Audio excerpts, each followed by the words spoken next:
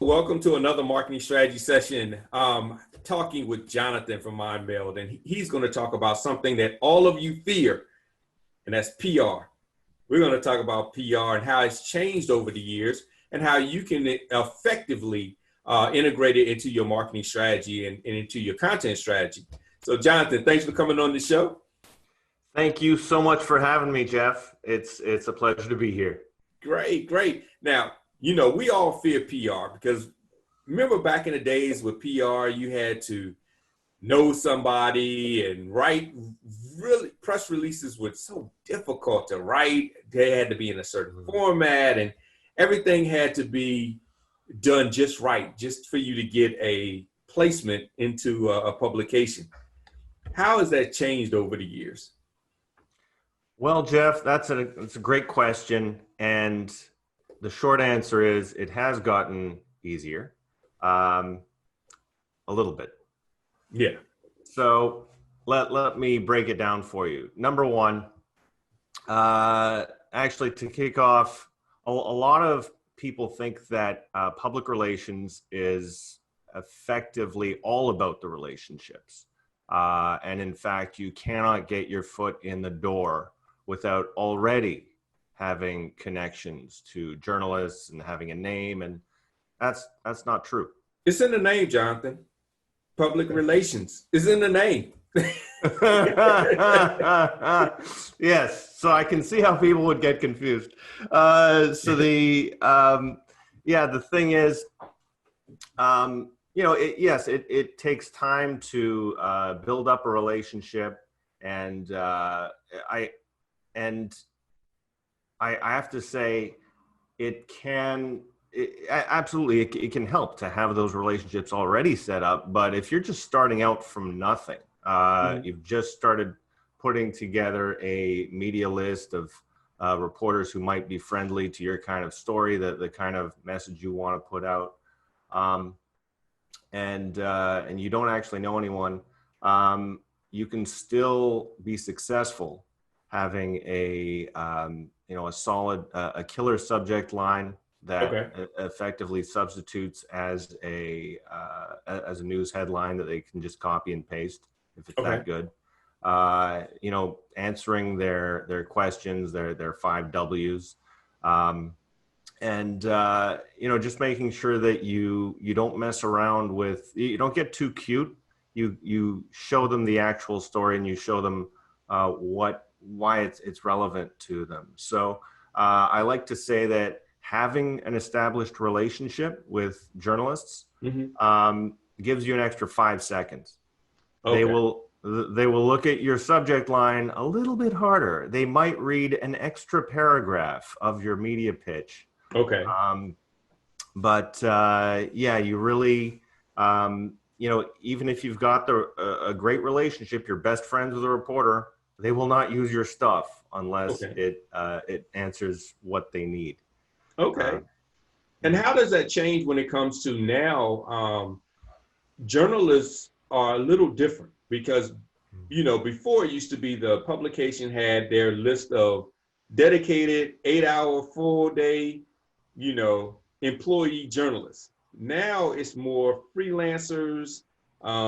You have blogs now that are in the mix. You have different sources. So it's a little different when it comes to the actual journalists, as outsourcing the content is a lot more accepted now. So I'm so glad you brought that up, because that's another reason why PR has gotten easier, or at least I can say you get more bang for your buck. Mm-hmm. There are so many more publications now you can get into. Whether it's a podcast, a blog, as well as traditional media. So if you're willing to do a bit of research to expand your list, look for niche opportunities, what you want to find is a kind of a publication, and I'm using that, whether it's TV, radio, newspapers, magazines, whatever. Yeah. You want to find something that is actually reaching the audience that you're trying to reach. So, for example, If you're selling a, let's say, I don't know, you got a plumbing business, Mm-hmm. you know, you'd want to get into trade magazines, and it might in fact be far more useful for you to have an interview talking about how-tos of, you know, how to fix this or that Mm-hmm. in a trade magazine or in a fairly niche blog than in a national magazine or Okay. you know, Yeah. yeah, it's where your audience's actual eyeballs at. Okay. Okay. So really, if you understand your audience and you understand where they go to consume information, which brings up a whole new thing with I guess you would say the dawn of social media. Before the internet or before social media, basically whoever pushed message won the game because it was the only message that you knew because it was always in your face. But now everybody can research on their own. So as they do research on their own, the way they trust content and information is different because they do a lot more research and due diligence. And if you're in that particular blog or podcast or media source as an authority in that source, then that trust factor goes up versus you have to be in the New York Times or you had to be in some of those other sources that, were basically, if you weren't a big brand, was very hard to get into.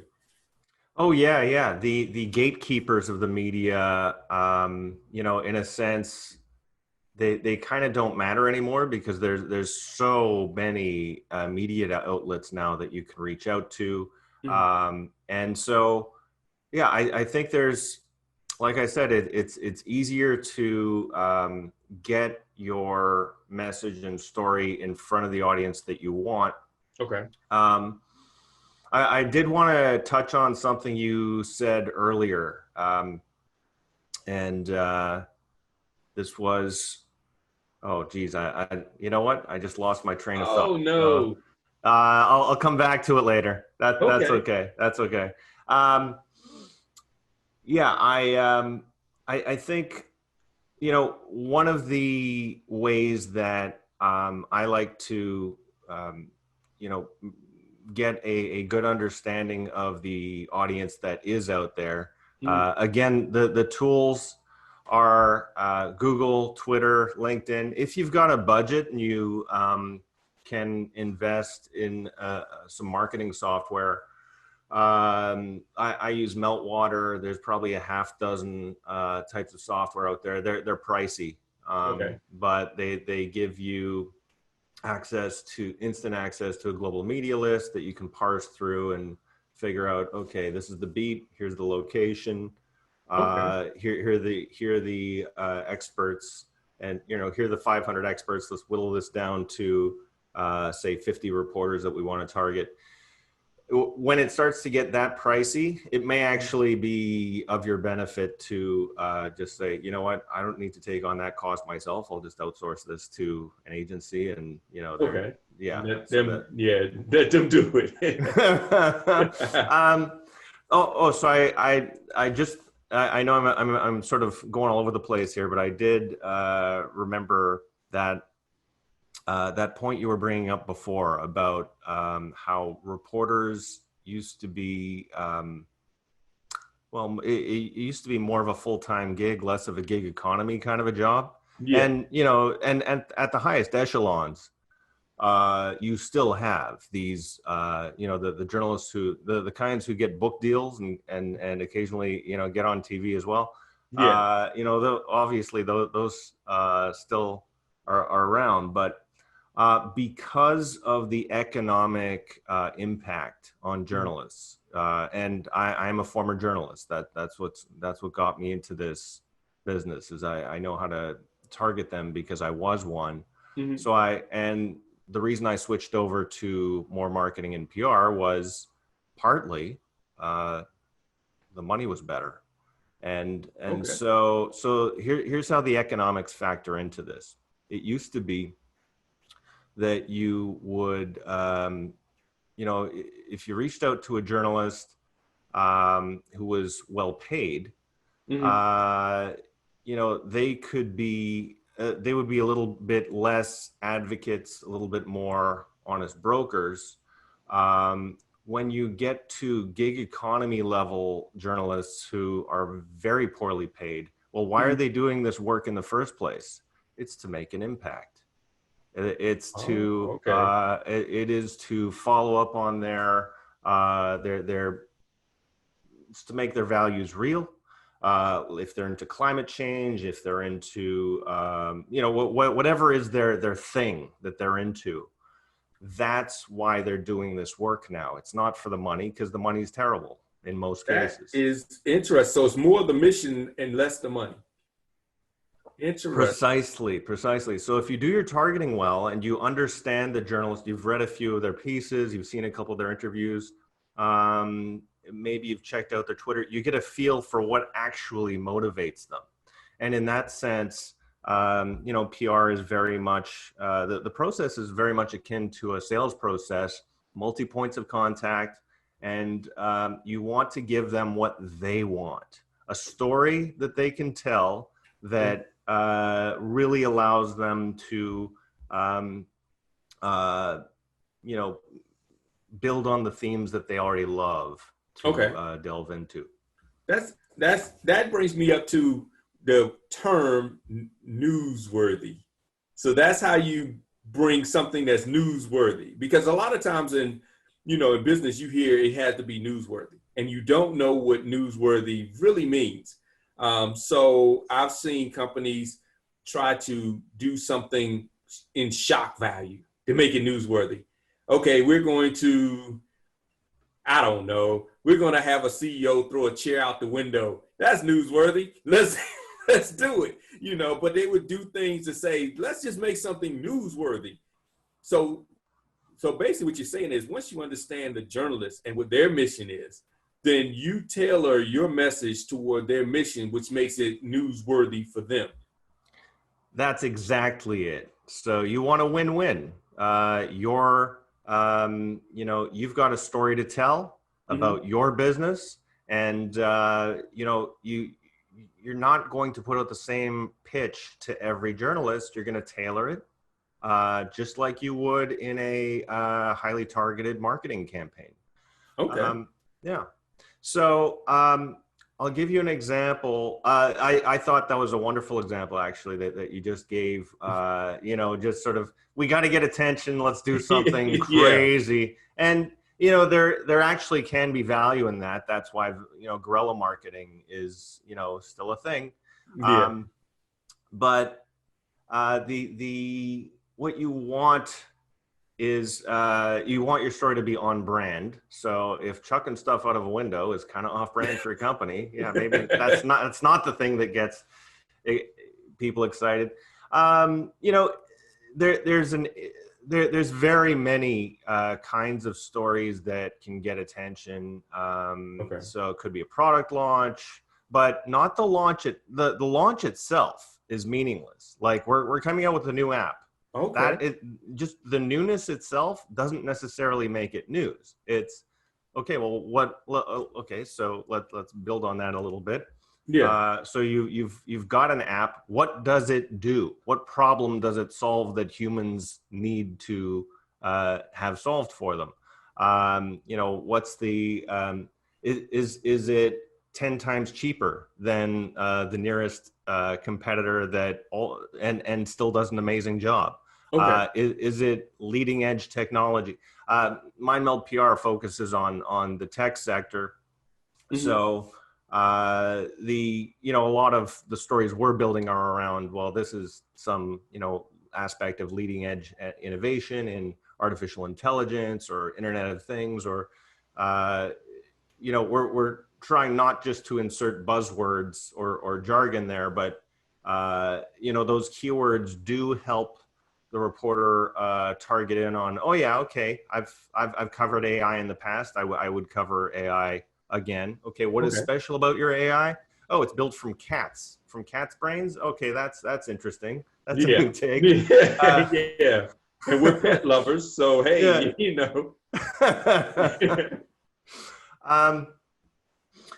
So the how this I think I just wanted to emphasize that, you know, the broad theme of what we're talking about here today is integrating your PR with your overall marketing efforts. Okay. So, you know, your message should be on brand. With PR, you can try some creative approaches, but you know, you do want to reach out to journalists with a story that ideally you can repurpose, adapt, recycle for your other marketing channels. Okay. Yeah. So, if sorry, I think I want to. Can I delve into some of the more practical aspects of Yes, this? definitely. I was about to say that that's a good segue into that. Hmm. So, what we do, and I don't know that. Well, okay. Let me run through what a PR agency might do.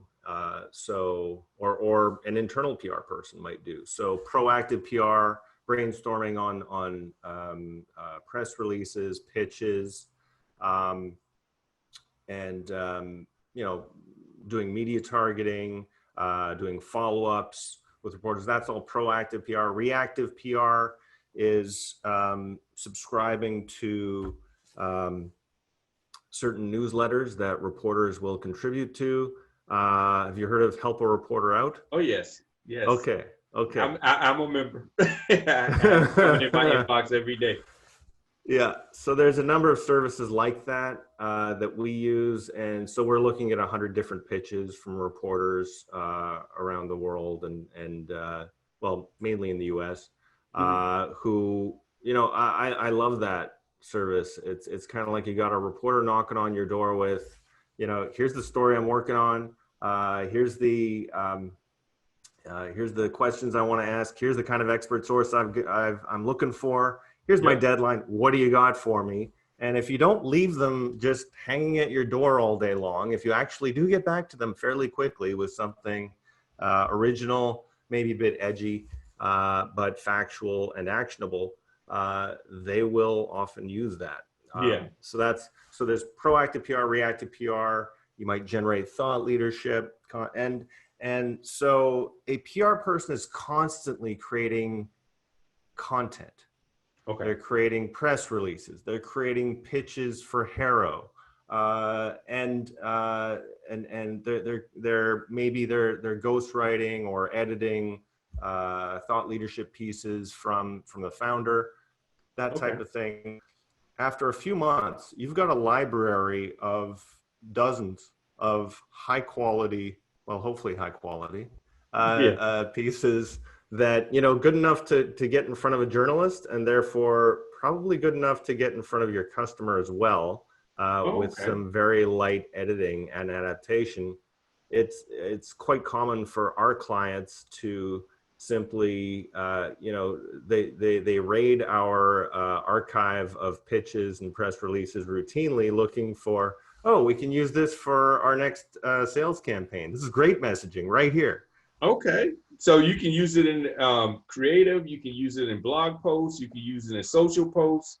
So Yep. basically, you're just repurposing that, and even like if you get creative, videos, things of that nature. So you have talking points based on that. So you can repurpose it in several different ways to make it your content moving forward.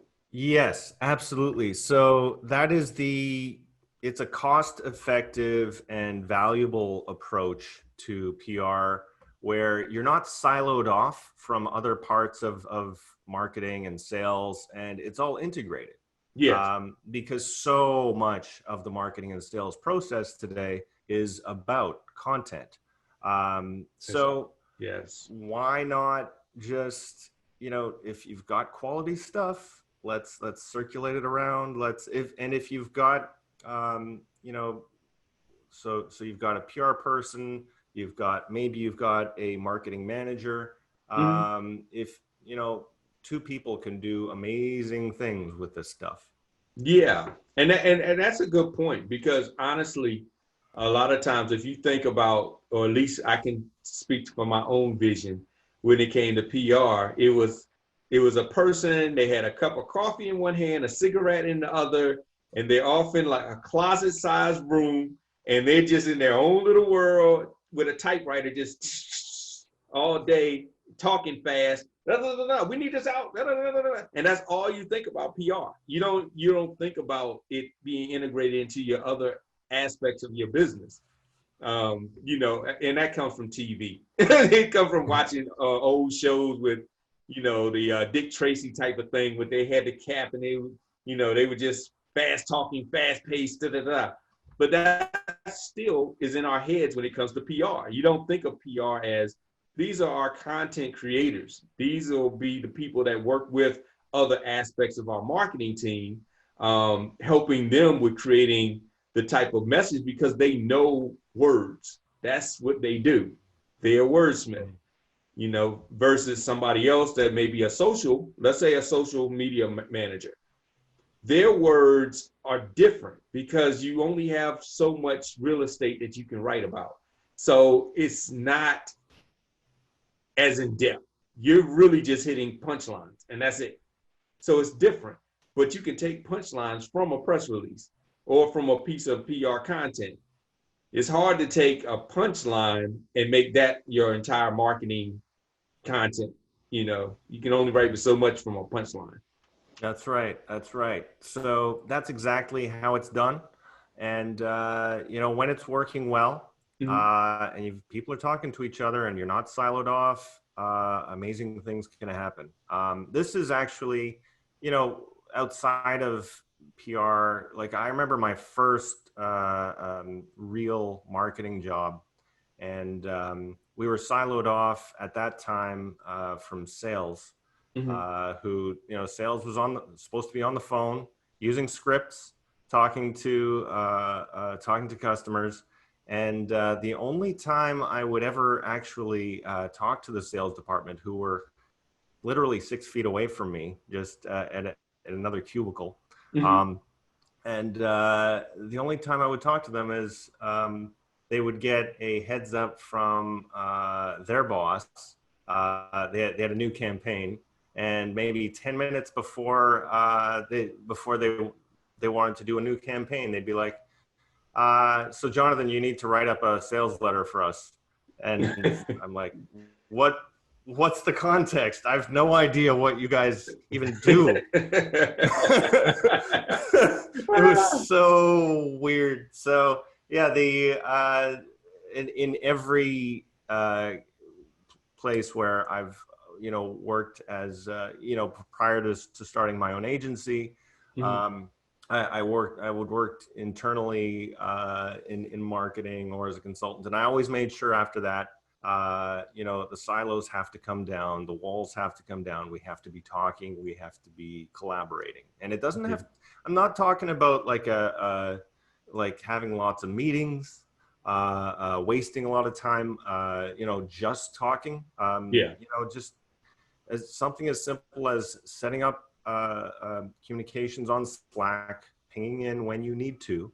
Okay. When you've got something new, that's enough to help get things going. And then having some routine, maybe a check-in like once a week or something to make sure you're not missing anything. Okay. Now, when you're putting together these campaigns, do you have like an editorial calendar, or you map out and say, okay, for the next quarter, these are some things that we want to touch on.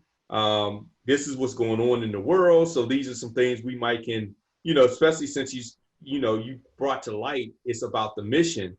So these are some things that we want to, touch on. I heard somebody said that they were COVID-19. I know of myself, I've seen so many emails come through with the jargon COVID-19 had nothing to do, and it's like, come on, this has nothing to do with COVID-19. COVID-19, we're selling towels. Really, towels? What does that have to do with COVID-19? Well, you're sitting at home, you need towels, so it works. It's like, how do you do that? I mean, how do you set your editorial calendar, how do you actually put together a strategy around it versus, like you said, 10 minutes before a launch, hey, we just need something written up? You know, that is such a great question. And the answer is that you can schedule some things, and some things just happen, and you have to adapt. Okay. So I'll give you an example. So I worked for a time with a fintech company. They had a new way of investing. Um, and in Canada, at least, which is where I'm on the West Coast. Uh, in Canada, at least, uh, I would say 80%, possibly more, of all regular investors like you and me, not necessarily investing in the stock market, but you would put away some every year, Mm-hmm. invest in a vehicle called RRSPs, registered retirement savings plans. I'm sure you have something similar in the States. Mm-hmm. So the deadline for investing in RRSPs is there's actually two deadlines. There's end of the year, so December 31st, and then there's also, I think it's March 1st or something like that. So every year we would put out a campaign press release and adapted pitches for different niches to investment and financial focused reporters. Every year we would put out a campaign around say mid December, or actually a little earlier than that, because you don't want to catch reporters when they're actually on Christmas vacation. Yeah. And then actually the bigger campaign was actually the March 1st deadline, because Okay. Is that around tax when the you, taxes have to be in? exactly. So you would every year around the same time you would see a flurry of stories around investing in your RSPs. So people's eyeballs and interests are going to be on this one thing. Mm-hmm. So okay, let's figure out what is the information they need to know. Okay. So there's a few ways to do this. You can do like a how-to. So here's 5 things that you didn't know about investing in your RSPs, how to get the best return on your investments, that kind of story. I remember my last campaign had something to do with something like the 5 things that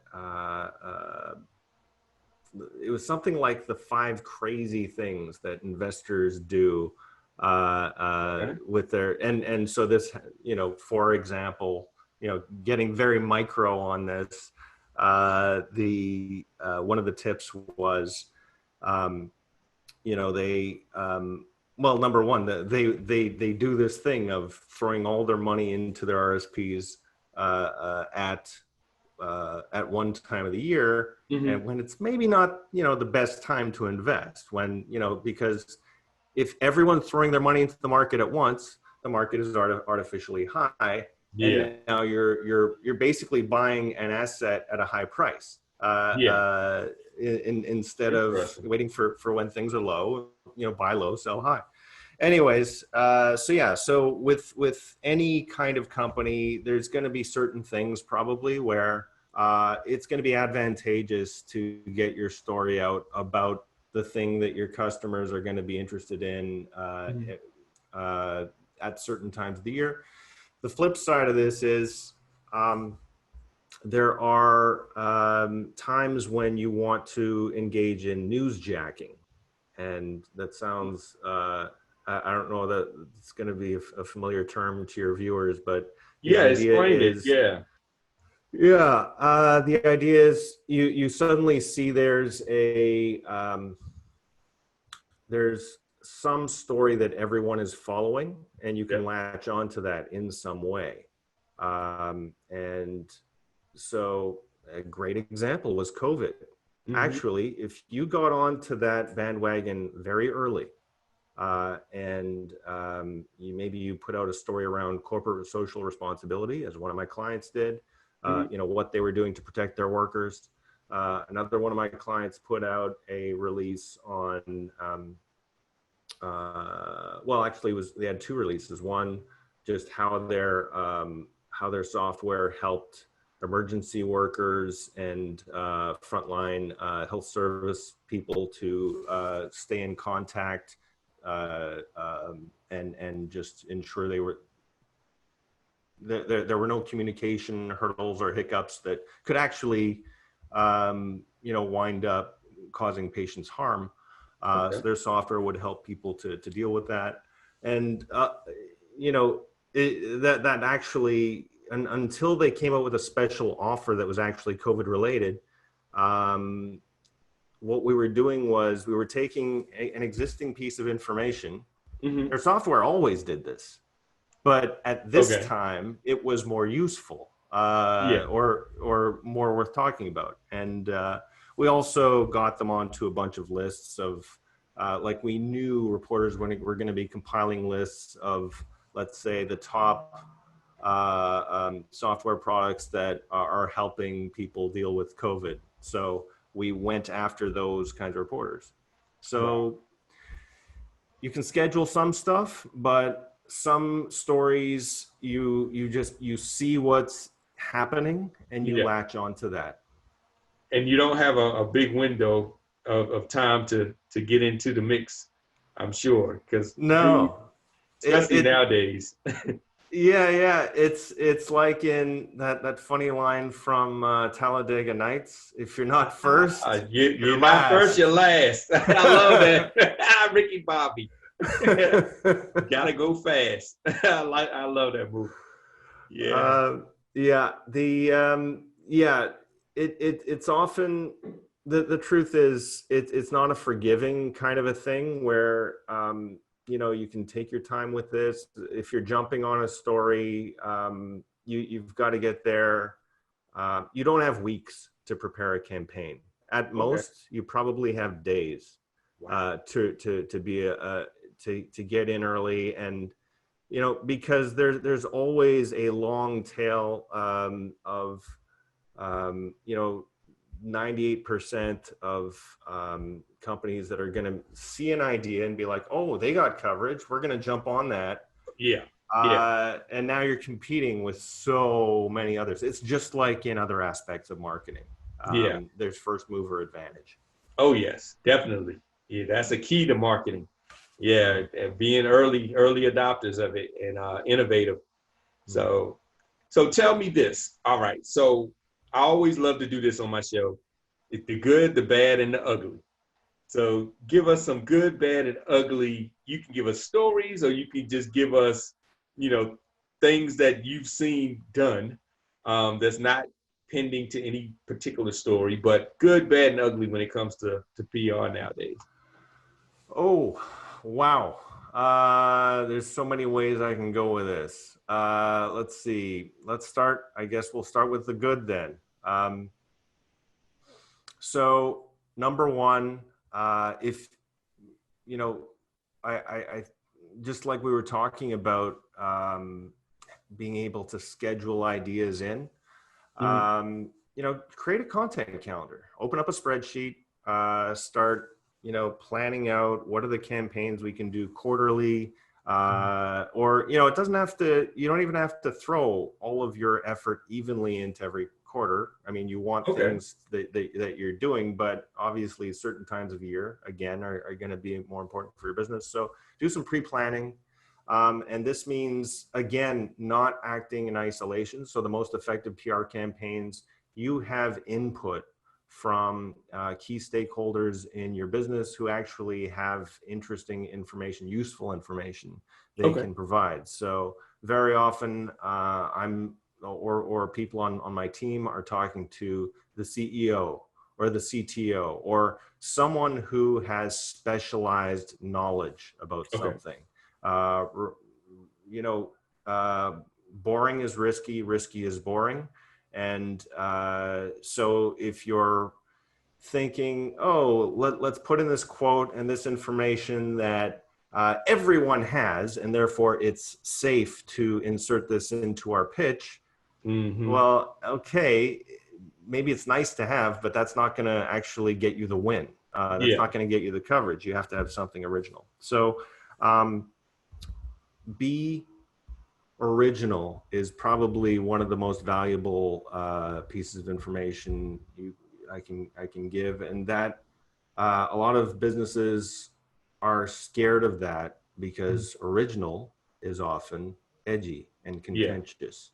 Yeah. Again, that's if you want to get noticed, you can't be skulking in the shadows, poking at opportunities here and there. You got to be bold. You got to get out there. So, So Jonathan, you're saying that CEOs need to throw chairs out windows. that's exactly what I'm saying, Jeff. Yeah, you can. Yeah, you can get very creative with campaigns. I think on that note of the good, the bad, and the ugly, I'm going to combine the bad and the ugly a little bit. In that, the reverse of what I was talking about, where I've seen campaigns that actually I have been ordered in some of the first roles, or well, mainly the first role that I had in marketing. I was effectively ordered to create a release about someone who had been appointed VP of the company, and I knew that reporters were not going to latch onto this. Nobody cares. Nobody cares about your new VP of whatever in what department in your company. That is not newsworthy. And the reason I realized later what was going on. The person who was a little bit higher up than me had noticed before they hired me, they were looking at corporate news releases from public companies. Okay. Public companies have to disclose everything. They have to be to their shareholders. Exactly. They have to be utterly transparent for regulatory reasons. And this is why you see tons of super boring, uninteresting releases from corporations that it's like, I don't care that Ned Jones just got promoted to head of HR. Like, so anyways, I was able to put a stop to that, but that was, that kind of thing is, I understand where the impetus comes from. You see what the big companies are doing and you're like, oh, well, this company's big and successful and has lots of money. They must know what they're doing. Yeah. They're going for something completely different. So, as a startup or even just a privately held company that, is maybe you've got 500 or 1,000 plus people. Yeah. You don't have to operate by those same rules. I mean, you can't say stuff that is untrue. You don't want to commit fraud, but you have more leeway in the kinds of topics you can go after, and the kinds of, honestly, you can have way more fun with campaigns with privately held companies. Yeah, that it is funny. I call it chasing Amazon. In marketing, whenever I do consultation and strategies, a lot of times that's what they'll do. They'll be chasing a big brand and they don't know everything involved. And so they're saying, well, Amazon is doing this. Well, by the time you found out that they're doing it, first of all, that's an old campaign that probably is 5 to 10 years old by now. And they've moved on to something else that you don't even know yet, but it's being rolled out. And second of all, you don't know all of the things, like you said, they're doing that for their shareholders. They're not doing that for the general public to know. They don't really care. It's just they have to do that. And if you're putting out your release because they put out their release the same way, then you're just wasting time, wasting money and effort. If you know the whole picture, I especially when I talk with smaller companies that chase these large fortune-sized companies, I'll tell them they have use or lose budget. If you're a small company and it's coming out of your pocket, it's different. They have to spend that money to get refunded the next round. So they may have $1 million they have to blow in the next month. So they'll do all kind of things. Yeah, let's pay this blogger $100,000 to post on his blog. It's use or lose money. Even if they lose big, it's still a win because now that they've spent that money, they can get more money next quarter. If you're trying to chase them and you're saying, well, they spent on Facebook ads $1 million, they might have just been trying to lose that. I worked for a client one time that we had $140,000 we had to spend in the next month. And literally I was like just spending on everything. And it wasn't even a matter of return. They didn't even really care about the return. It was in December, end of year, we've got to blow it. Don't follow Amazon. Don't chase Amazon. It's the same thing. I notice in press releases when we see these clever little pitches and words, and we don't know the whole story. We don't know if it's for shareholders. We don't know if it's because of a relationship. They may, be friends with the publication's journalists, and for some reason they got this posted, but we don't know. So if you're chasing them, you can't be you. And people want to know who you are. So, well, I couldn't agree more with you, Jeff. That's exactly.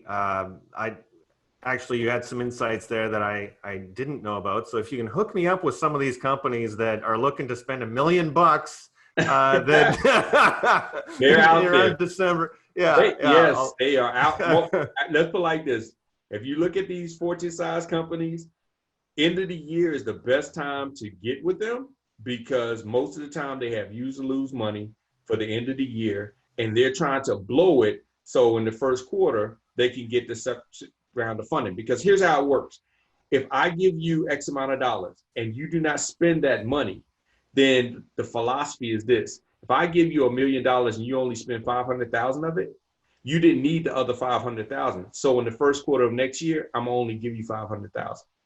You get penalized if you don't use it all. So they're like, well, you didn't need $1 million, so we'll just give you 500,000. And you did such a great job with only 500,000, so we'll just give you five. So that's why they say, no, spend it all, because we want to get funded the same amount or more next quarter. Well, you've blown this case wide open for me. I'm going to spend the afternoon doing some business development.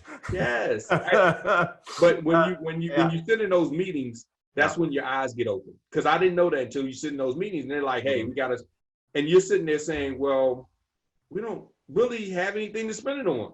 They're like, no, we need to spend it. And it's like, okay. And then they explained it. And once they explained it, it made sense. And it's like, wow. So that's why you have companies that are spending enormous amounts of money on things that everyone else isn't. And you're like, why did you spend governments the same way? Yeah. The government. Why did you spend $100 on this pen? We had use or lose money. We had to spend $1,000. We bought 10 pens.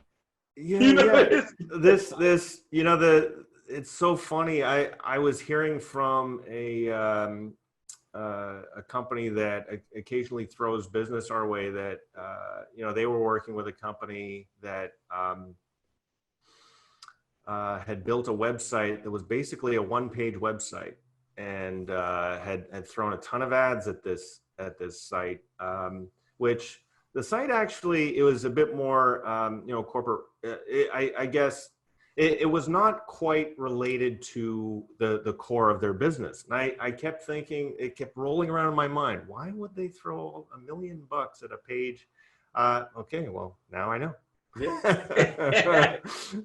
it's a different game. And if you're a smaller business and you don't have those funds coming in, you're just going to waste your money. And a lot of times in marketing, you see that.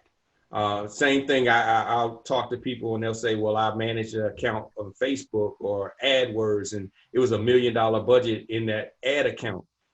And there's other companies trying to do what they do. And they say, well, I have to spend this kind of money. Right. It's like, yeah, it's a little different. I mean, if Microsoft throws $1 million at an ad campaign, they've got so much branding long-term. This is just money they're putting toward it for other things, but they're not doing it. If it fails, it's not going to crumble the company. It's like, we're just doing this to keep on top of mind. But prime example, Coca-Cola. How many software companies have went under trying to do what Coca-Cola does? Oh, totally, totally. Never, what's the old saying? Good artists copy, great artists steal. So Yes. if you're gonna, if you're gonna go all the way, I guess, I don't know, steal the Coca-Cola special recipe, or at least steal their special recipe for success. Yes. Okay, but otherwise, don't try to be a copycat. Yeah. You're just And if you, eh, the only example I can think of where it made absolute sense to be an also ran, and it was just a brilliant campaign. You'll probably remember this. I think it was Hertz from decades ago. They yeah. had the we're number two, so we try Oh, harder. yeah, yeah. And even with 7 Up, we're the Uncola. That Mm. hey, we're not as good as Coke. We're the Uncola, even though people don't know they were owned by the same people. But it was like, yeah, we're the Uncola. We're not really the best. But if you don't want the best, you can go with us. Mm. And it worked. Mm. Well, this has been a super fun conversation, Jeff. I've had such a blast talking with you. Thanks Yes. again for having me on your show. Thank you. And if you're a tech company and you're looking for someone to help you with your PR, definitely feel free to reach out to Jonathan. I don't know how busy you are, Jonathan, but if you are taking on new customers and clients, I should say, they can reach you where? Okay, thank you very much for asking. I'm Jonathan Narvi, the founder of MindMeld PR, and thank you for asking about how busy we are. We're very busy. We just added a new team member, and we're always taking on new clients. Honestly, I've never understood clients or companies that put up a little sign on their website, not taking any new clients. You can always hire more people. Yeah. Do the work. Yeah. Anyways, MindMeld PR, we get media coverage for tech companies. We're based out of Vancouver, but we have clients in Canada and the US. Mm-hmm. And you can find us at mindmeldpr.com. We're on Twitter, we're on Facebook, we're on LinkedIn. And if you've got an innovative tech company and you're looking to build your brand, differentiate yourself, and add a force multiplier to your marketing efforts with PR, we're here for that. Great. Great. Well, thanks so much for the information and thanks for coming on the call. Hopefully everyone's learned as much as I have. Feel free to put in your comments, any questions, any feedback. We love to hear from you and help you in any way we can. All right.